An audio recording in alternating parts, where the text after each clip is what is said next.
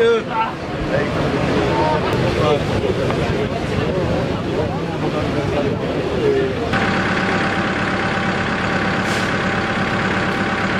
Un petit coucou à Ségolène.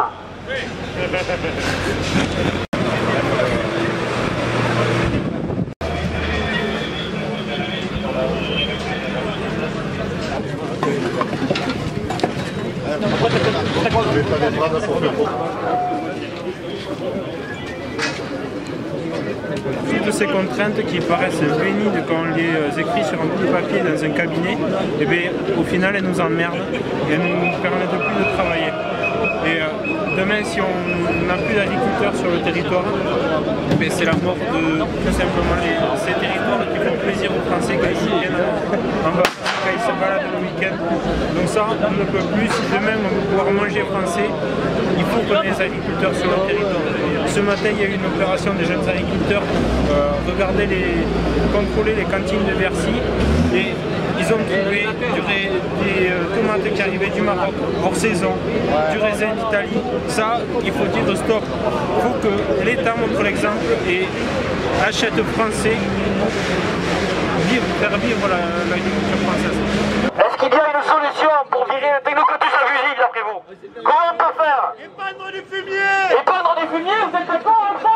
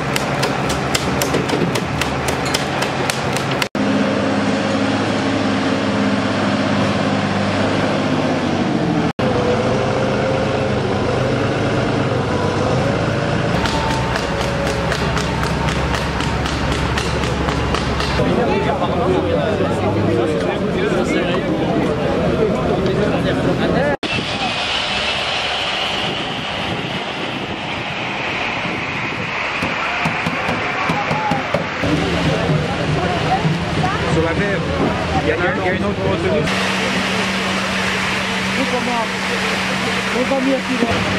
Mesdames et messieurs, devant vous les agriculteurs de France, votre intérêt pour manger français, soyez fiers d'eux, soutenez-les.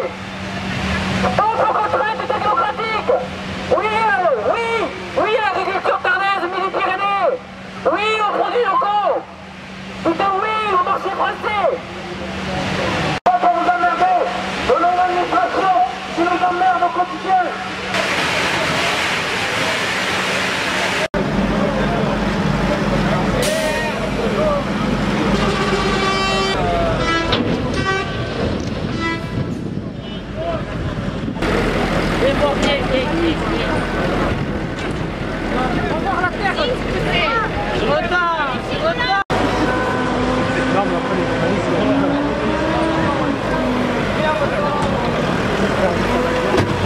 Pour les tracteurs, pour ceux qui sont venus en tracteur, voyez les chefs de commune.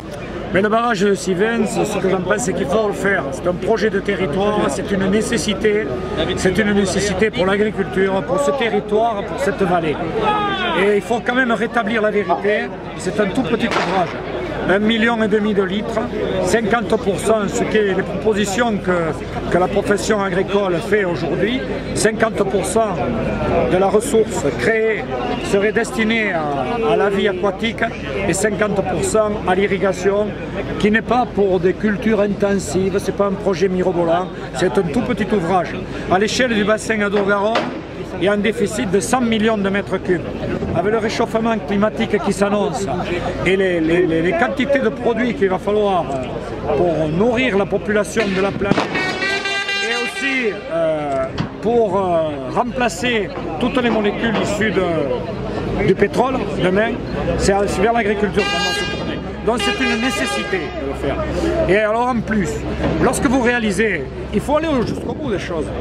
Une retenue de ce type, moi je vous engage, vous allez dans les Hautes-Pyrénées, vous allez à Puyarieux. Ça s'appelle le lac des oiseaux. Aujourd'hui c'est devenu une réserve ornithologique, c'est un support pédagogique pour les écoles et là la biodiversité se retrouve enrichie. Donc ce clientélisme vert qui consiste à s'opposer à tout projet, à tout barrage, ça devient insupportable. Et les médias là feraient bien d'aller au fond des choses et d'analyser cela. Parce que ce n'est pas parce qu'on crée un barrage qu'on va détruire, on détruit une zone humide de 13 hectares. Et elle est reconstituée à côté par 19 hectares. Donc, elle est remplacée, cette zone humide. Alors, je ne vois pas aujourd'hui ce qui les dérange. En fait, le reste, c'est du clientélisme, c'est fait pour exister, tout simplement. Là-bas, le président de la FNSA les a traités de djihadistes. Moi, je dis c'est des salafistes, mais c'est une armée itinérante qui s'oppose à tous les projets aux quatre coins de France. Bon, comme quoi le à la solde de qui sont-ils, j'en sais rien. C'est pas ça.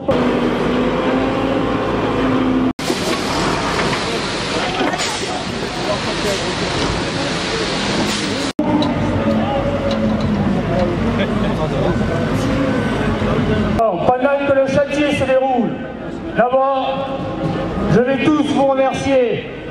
Et chers amis, chers agriculteurs, d'être venus aujourd'hui pour montrer votre désarroi face à l'administration, face à un gouvernement qui ne comprend pas les agriculteurs. Ça fait depuis le mois de février, depuis les états généraux, qu'on a des demandes, qu'on sollicite nos gouvernements pour avoir des résultats, pour faire des actions envers l'agriculture, pour que cette économie agricole soit reconnue à sa juste valeur. Voilà. Et depuis le mois de février, qu'est-ce qu'on se ramasse? De la réglementation qui nous arrête de travailler, des droits qui sont bafoués et toute autre chose dont on ne peut plus travailler dans nos champs. Bientôt, il va falloir qu'on regarde pour savoir si une graine, elle peut aller se jeter toute seule dans la terre. On n'aura même plus le droit de marcher dans nos champs pour aller la semer. C'est un scandale. Voilà ce que vous êtes venus dire aujourd'hui à l'administration. On veut des réponses. Et il faut qu'on les ait. Il faut que ça commence ce soir. Même si certaines sont déjà arrivées, je pense à l'écotaxe. Nous avons 8 points de revendication. Sur ces 8 points, il faut que le gouvernement n'en oublie aucun. Et si notre ministre de l'Agriculture, qui en plus d'être sourd, devient muet, eh bien, on n'ira plus le voir. On ira voir soit le président de la République, soit le Premier ministre, puisqu'il ne veut pas nous écouter. C'est comme ça qu'on va faire maintenant. Sur ces 8 points durs, la majorité des départements ici sont venus pour revendiquer le non au zonage zone vulnérable à cette directive nitrate. C'est une honte, nous imposer une règle qui n'est même pas capable de comptabiliser sur notre région. C'est un scandale. Depuis Paris, on décide des mesures qu'on ne sait même pas si elles sont applicables sur le territoire. Arrêtons les frais, chers amis. Il faut qu'on soit encore mobilisés, parce que si ce soir, on n'a pas de réponse, il faudra qu'on revienne. Et peut-être que, parce que les secrétaires généraux, le secrétaire général de la région, le président du traité l'a dit, vous avez été exemplaires aujourd'hui. Et c'est comme ça qu'on obtient les choses. C'est pas en démontant le matériel qu'on les obtient. Encore bravo. Et quand vous allez retourner dans vos campagnes, vous pouvez être fiers de ce que vous avez fait aujourd'hui. Et moi, je compte sur les responsables nationaux pour porter notre message aujourd'hui. La France, aujourd'hui, vous a regardé parce que les médias étaient là. Tout le monde vous a regardé. Et j'espère que le ministre de l'Agriculture, s'il existe encore, et le Premier ministre prendront acte de ce que vous avez montré aujourd'hui. C'est comme ça qu'il faut qu'on ait des réponses.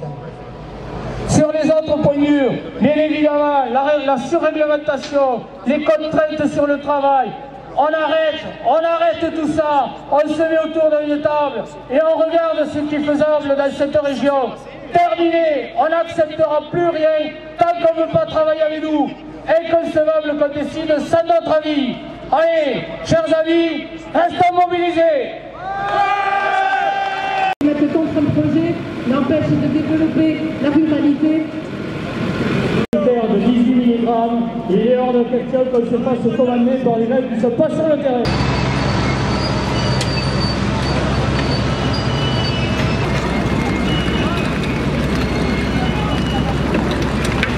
Ce pays s'en est aperçu. Eh bien oui, la FNSEA et les jeunes agriculteurs, depuis des mois, et en particulier depuis le mois de septembre, s'en sont aperçus. Et comme on n'avait pas d'interlocuteur, il a fallu aller jusqu'au Premier ministre. C'est un rendez-vous du 7 octobre, après notre décision de mobilisation aujourd'hui dans l'ensemble du pays, dans tous les départements. Alors, je vous dis merci pour votre mobilisation et je dis un merci particulier à ma région, à notre région.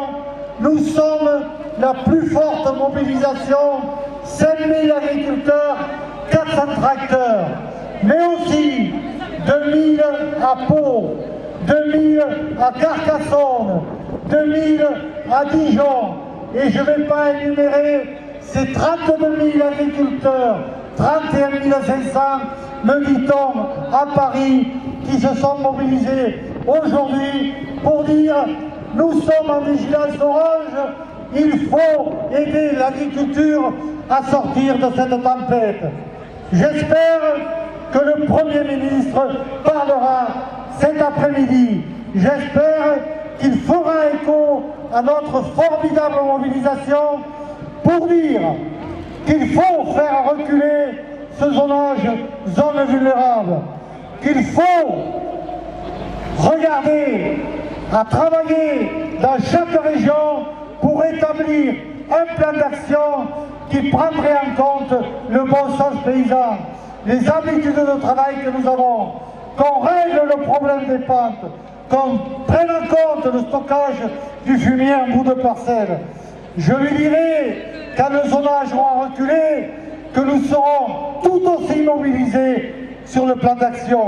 Nous attendons sur les prédateurs que le Premier ministre dise et entende qu'il n'y a pas de place pour les prédateurs dans nos zones d'élevage, qu'il n'y a pas de place pour les prédateurs dans les unités pastorales, qu'il n'y a pas de place pour les prédateurs partout en France.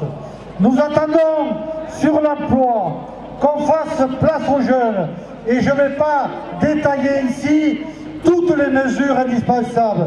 Je n'en prendrai qu'une.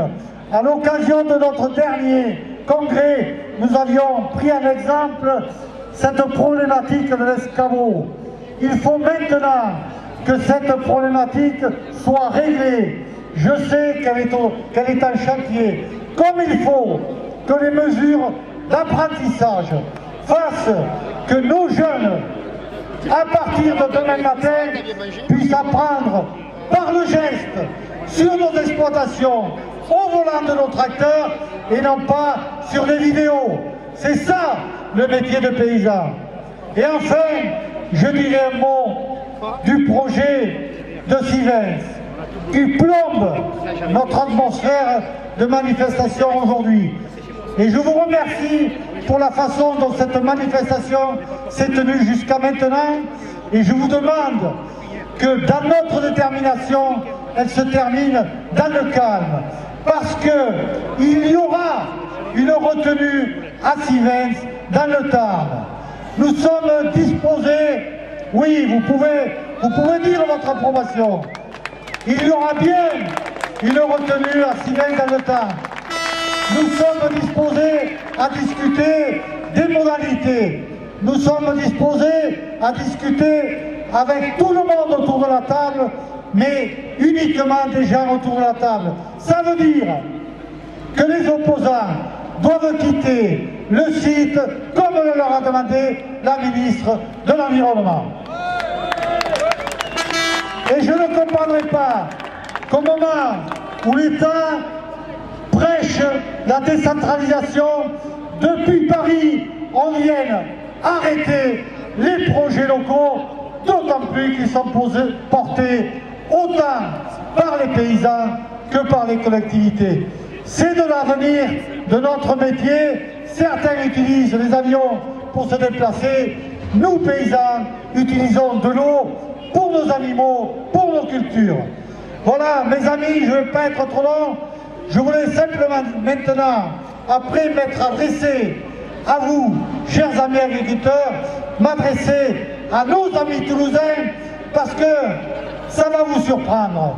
Mais j'ai été interpellé plusieurs fois ce matin dans la rue par des Toulousains qui m'ont dit « On vous a vu hier soir assez dans l'air, merci, c'était une bonne émission ». Je suis venu dire aux amis toulousains, aux citoyens toulousains, aux citoyens de la région Midi-Pyrénées, nous sommes là pour vous nourrir, nous sommes là pour vous protéger. Tous les 5000 agriculteurs qui sont là aujourd'hui à Toulouse sont venus défendre l'agriculture qui vous entoure, l'agriculture qui vous nourrit. Merci à tous mes amis, vous pouvez compter sur notre détermination. Oh,